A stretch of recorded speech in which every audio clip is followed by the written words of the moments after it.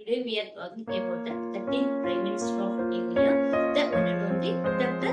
Manmohan Singh. Okay, 2 days back మనం అత్యంత ముఖ్యమైన పర్సన్ కోల్పోవడం అనేది జరిగింది.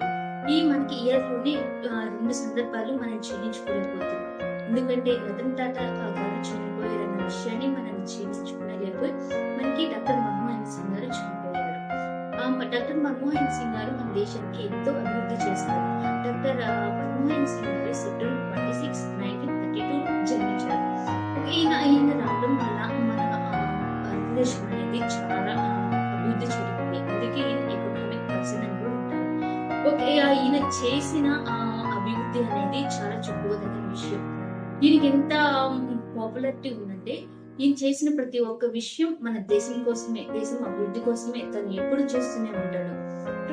ఇప్పుడు మీకు నేను ఒక పిక్ అనేది చూపిస్తాను. చాలా మందికి తెలిసిన విషయం ఎందుకు అలా చేశారు, ఎందుకు అలా ఉంది అనేది నేను ఒక పిక్ చూసిన తర్వాత దాని విషయం గురించి క్లారిటీ ఎక్స్ప్లెయిన్ చేస్తాను.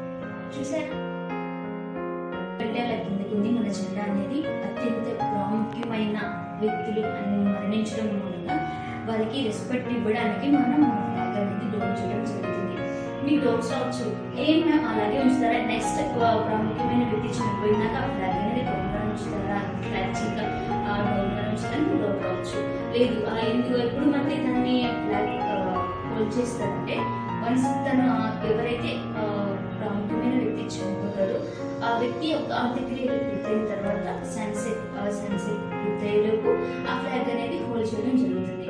ఈ విషయం చాలా మంది తెలియదు కదా, మీరు చూస్తున్నారు కదా, ఎవరికైతే షేర్ చేయాలి. ఈ మన దేశం అంటే మనకు ప్రాణాలు ఇచ్చి ఎంతో మంది మన దేశాన్ని నిలబెడుతున్నారు. ఇలాంటి చిన్న చిన్న ట్రిక్స్ తెలియకపోతే మనం ఈ దేశంలో పుట్టిన కూడా చాలా వేస్ట్. సో ఎవరికైతే ఈ వీడియో చూసారు, ఎవరికైతే యూజ్ అవుతుందో వాళ్ళు షేర్